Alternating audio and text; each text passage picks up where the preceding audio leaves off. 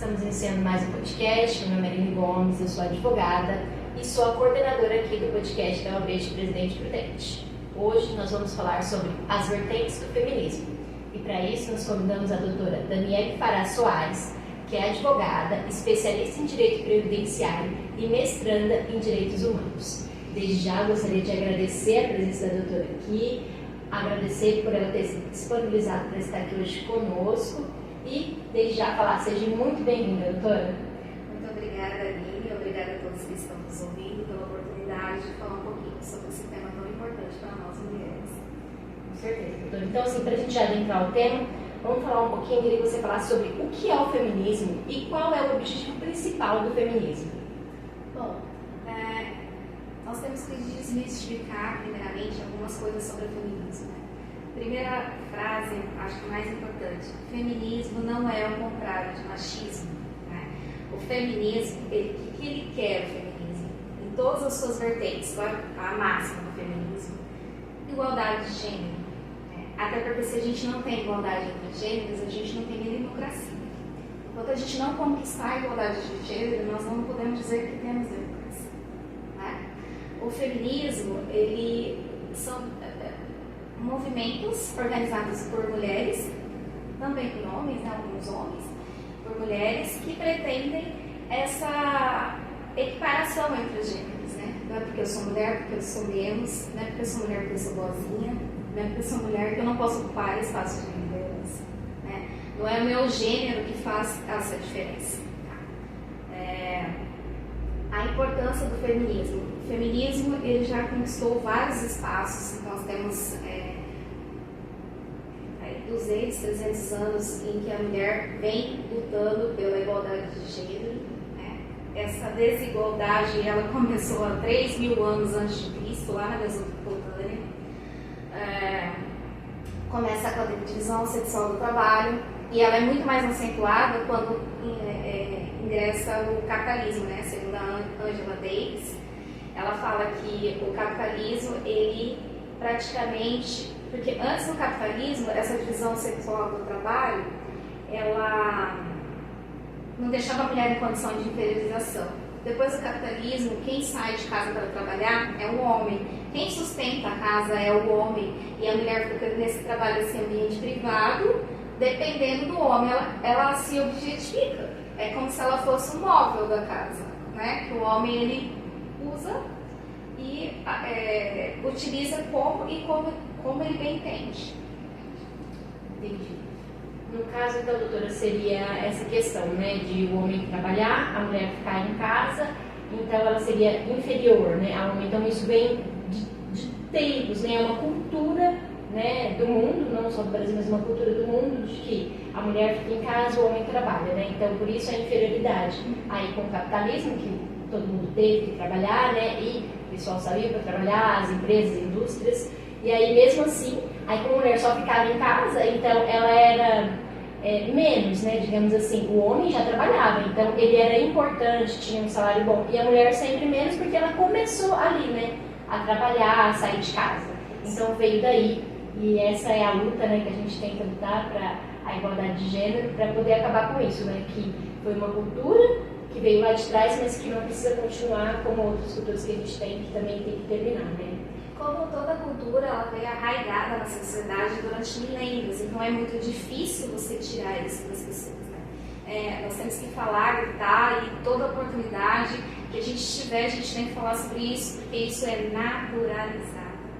A mulher, muitas vezes, diante dos números astronômicos de feminicídio, a gente percebe que muitas vezes a mulher nem humana para certos homens, certas pessoas, porque tem mulheres que também compartilham dessa mesma ideia, por desconhecimento também.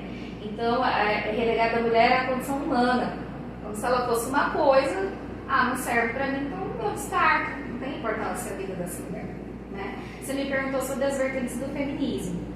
Bom, a primeira vertente que surgiu foi o feminismo liberal, que representa lá no início lá da Revolução Francesa, em que as mulheres queriam igualdade.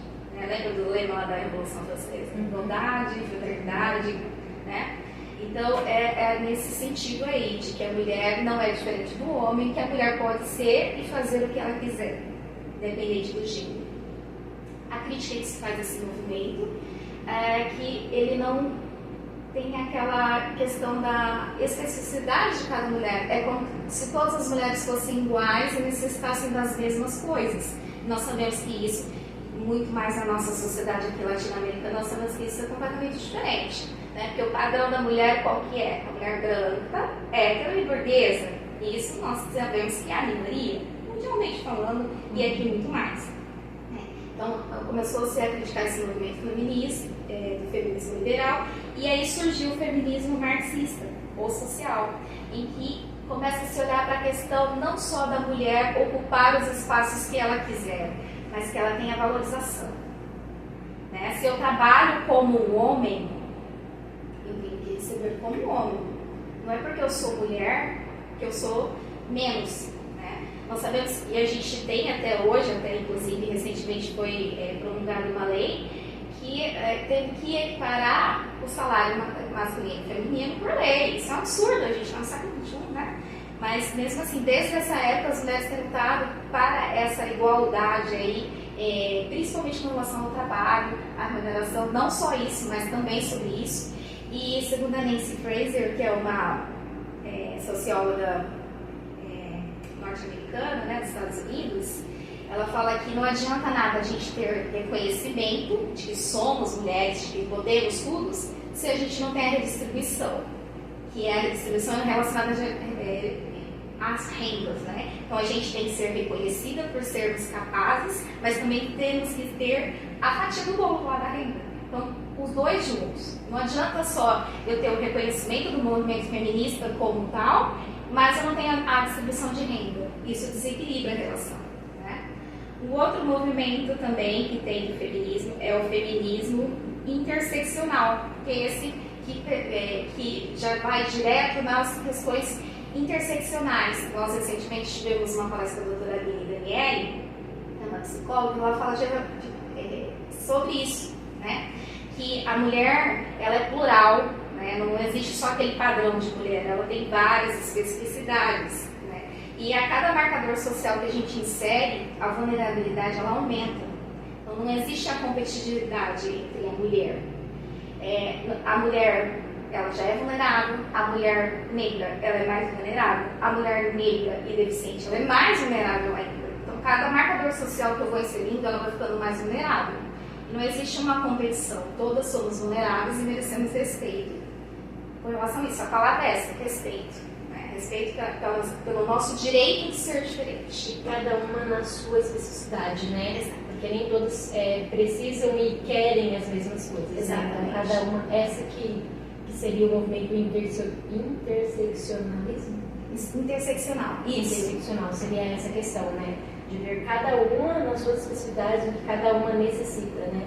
Sim, é respeito dos direitos diferentes. Uhum. Você é loira, tem o cabelo liso, a outra é negra, tem o cabelo afro. Eu gosto de ser assim. Eu tenho uma amiga que tem o cabelo afro, mas ela gosta de alisar. Tudo bem, respeito. Né? Mas não é porque a mulher padrão é branca, loira e de cabelo liso que todos têm que ser igual. Nós vivemos isso. Acho que eu mais que você. Na década de 80, quando a gente estudou na escola, o boom das progressivas no cabelo. Né? Você não encontrava uma mulher, uma menina que fosse com cabelo afro. Hoje isso já está muito melhor. As pessoas estão assumindo o cabelo afro, fazendo a tal da transição. Eu acho isso fantástico, tem que ser respeitado. Mas o que acontecia? Que acontece, inclusive. Nós vamos falar agora sobre o feminismo, daqui a pouco sobre o feminismo negro. Porque a mulher negra, ela era muito comparada à prostituta, né? A sexualização da mulher negra é muito acentuada, porque ela não era fácil, ela era estuprada pelos senhores, né? Na época da escravidão. Então, isso veio sendo reproduzido pelas gerações, de que a mulher negra é fácil, que a mulher negra é para sexo. Como você disse, ele foi naturalizado. Naturalizado. Né? É como se fosse uma questão, sempre foi assim, vai continuar sendo assim. Você já não ouviu isso da sua mãe e da sua avó? Minha filha, isso aí sempre aconteceu. Aconteceu com a sua avó, aconteceu comigo, e vai acontecer com você. E a gente tem que dizer, não vai, o ciclo vai acabar agora, daqui pra frente vai ser diferente. É essa a nossa função. Assim como a mulher tem que fazer os serviços domésticos, né? Isso Exatamente. sempre foi assim, o que a sua mãe falava, né? Quem tem que lavar a louça é a menina e não o menino, né? Como tem 2 irmãos. Na minha casa era exatamente assim. Né? Eu sou a filha mais velha e somos em 3. Eu tenho 2 irmãos mais novos. E eu tinha que ajudar em todas as tarefas do lar, se eu era vagabunda, era isso, era aquilo. Eles não, eles nunca fizeram nada. E se fizesse, era ó, parabéns pra você, né? Eu tenho 2 filhos também, e em casa eu costumo dizer, olha, vocês não são hóspedes, vocês moram aqui. E assim, é uma troca. Fez isso, eu faço aquilo, não fez isso, eu não faço, eu não tenho tempo de embora. Né? Às vezes as minhas amigas falam, nossa, teve coragem, às vezes tenho porque pro crescimento deles, para que eles enxerguem melhor. E pro bem, inclusive, da mulher deles, né? Que futuramente vão ter. Aí nós temos o feminismo interseccional, que eu acabei de falar, que é respeito às especificidades de cada mulher, inclusive das questões religiosas, né?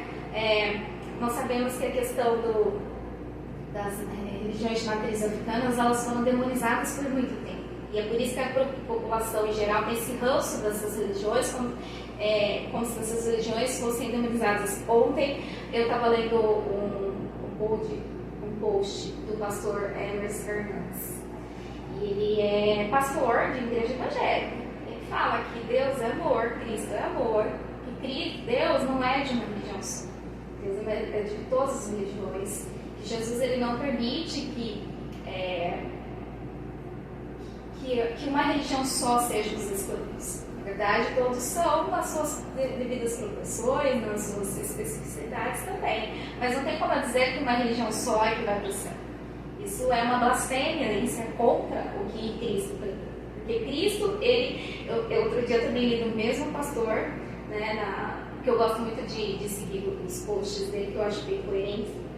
Ele fala assim, Cristo, ele se desequilibrou, se enfureceu na Bíblia uma única vez. Não foi quando ele teve um contato com a prostituta, não foi quando ele teve contato com o negro, não foi quando ele teve contato com qualquer outra pessoa. Foi quando ele entrou no templo e estava fazendo o que lá dentro? Comércio. Comercializando. Então, quando Deus da pessoa é o dinheiro, esse é o problema. É verdade. Essa passagem eu também lembro. Você falando agora, realmente foi a única vez, né, que ele, vamos dizer assim, hoje, né? Hoje ele se estressou, né, mas naquela época teve a ira, né, foi o único momento. Ele teve toda a paciência do mundo com todas as pessoas, mas naquela situação não. Então, como que a gente pode dizer que uma religião de matriz africana, que tem seus próprios deuses, sua própria cultura, ela não seja de Deus, não seja uma religião válida? Que a gente não reconheça, né? Porque quando vieram, né, foi tudo anulado, né? Sim, foi demonizado mesmo. E anulado todas as crenças dele, tudo, né? Eles não podiam fazer eles nada. Foram catequizados, né? Uhum. Catequizados, até, assim, voltando assim, até os próprios índios, que, né, os povos originários, eles foram obrigados a serem catequizados. Porque tudo que era diferente, tá vendo a respeito do direito a ser diferente? Tudo que era diferente era mal visto. Isso é uma consequência da era moderna, em que se situava que era tudo que era belo, limpo e organizado, era o que valia. O que estivesse fora disso era subversão, era anarquismo, era tudo de ruim. E aí, falando um pouquinho sobre o feminismo radical, né, que não tem nada de agressivo, nada de... agressivo mesmo, que você fala feminismo radical, dá a impressão de que é aquelas mulheres vacurudas, que é agressiva, que arranca o sutiã.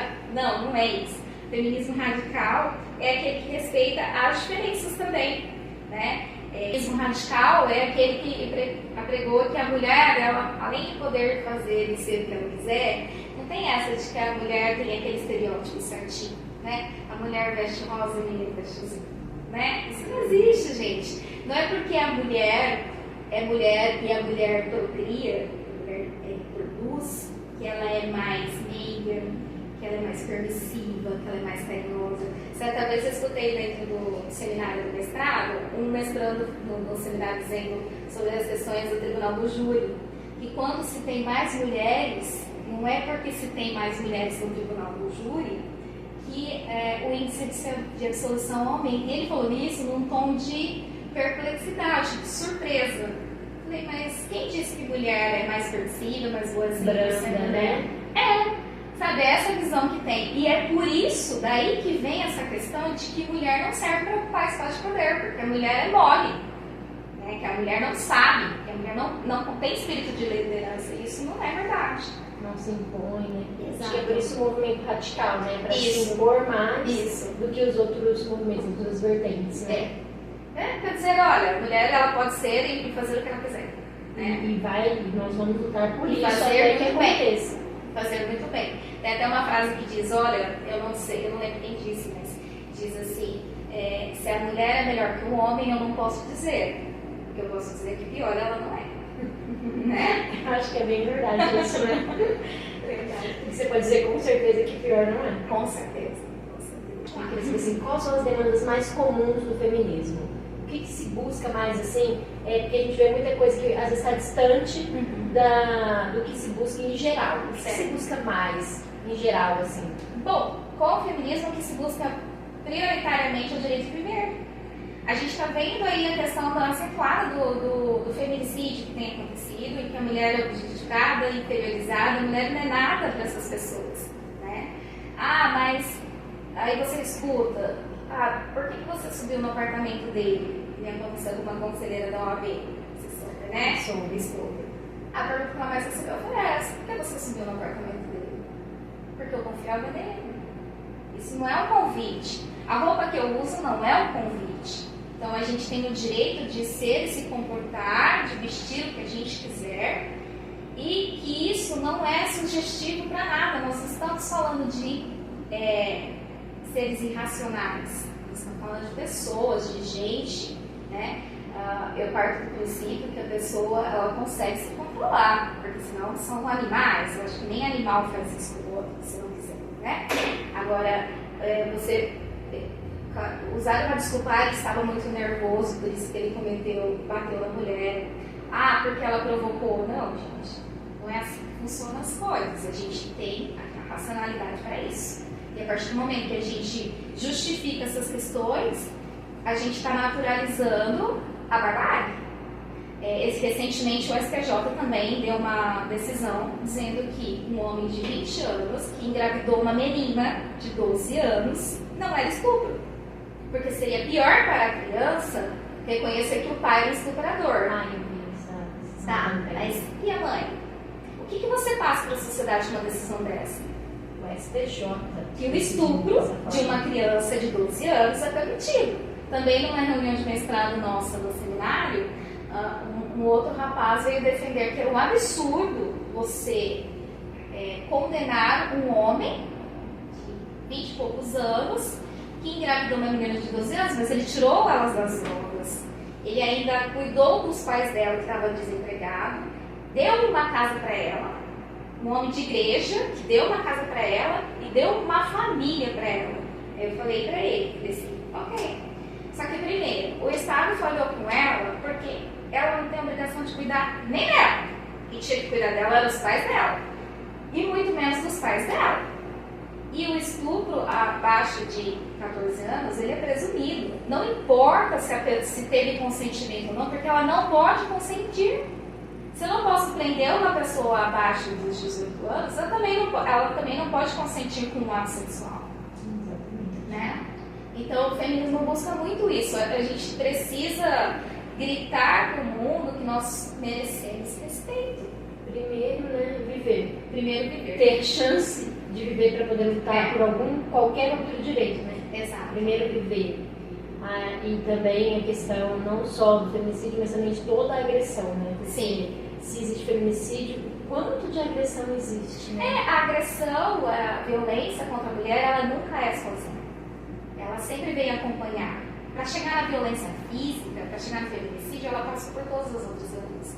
Doutora, assim, para encerrar, eu queria que você falasse para a gente um pouco sobre com a violência, né, contra a mulher. Porque muita gente acha que é só apanhar. E até acha que às vezes um empurrão não é agressão. Um empurrão, um tapa. Mas você poderia falar um pouquinho, só um pouco para a gente. O que mais é violência contra a mulher que as mulheres não percebem? Olha, por exemplo, a violência institucional. Nós, advogados, somos bem submetidos a isso de forma bem sutil.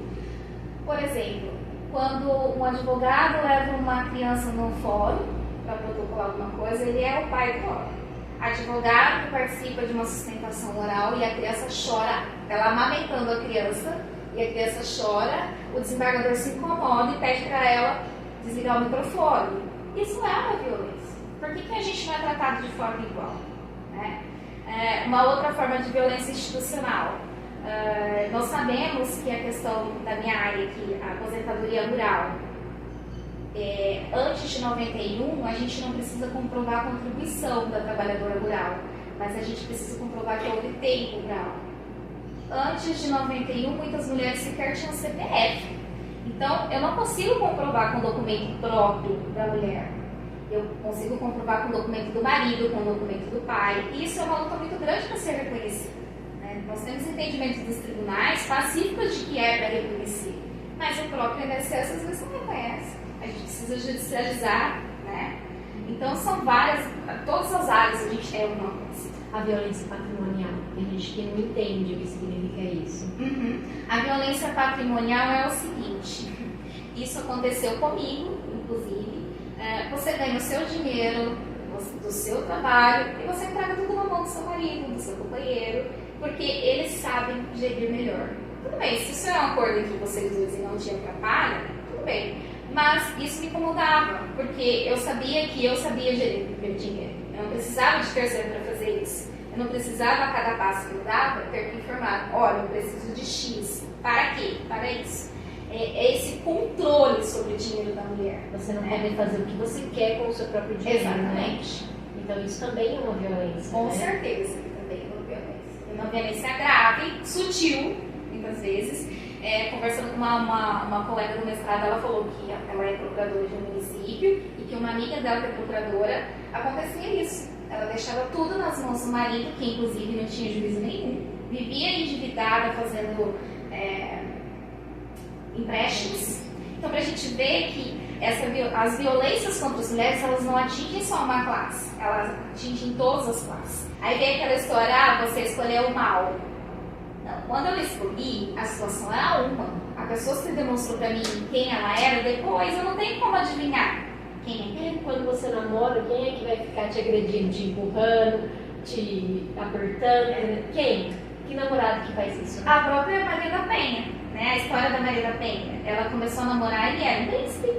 Ele era um príncipe. Até ela ter 3 filhas com ele. E ele era colombiano. Aí ele teve a cidadania brasileira reconhecida, se tornou deputado. Pô, não preciso mais. Aí ele começou a judiar. Aí ele cometeu ele forjou um assalto e deu um tiro nas costas dela enquanto ela dormia. Esse foi o primeiro crime. Depois, quando ela se recuperou desse assalto, que ela ficou paraplégica, ela voltou para casa, ele tentou eletrocutar ela dentro no chuveiro. Isso foi o outro crime. Isso durou vários anos, até o Brasil ser denunciado na Comissão Interamericana dos Direitos Humanos. Né? Não chegou até a corte, mas a comissão falou: ou faz ou vai para a corte.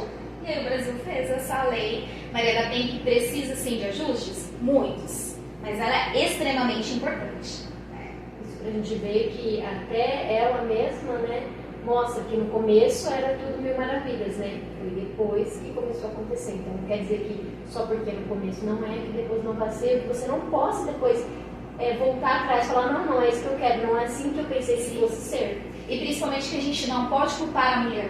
Exatamente. Né? De novo, ele cometeu uma violência e eu culpo a mulher. Ah, você não soube escolher. Por quê?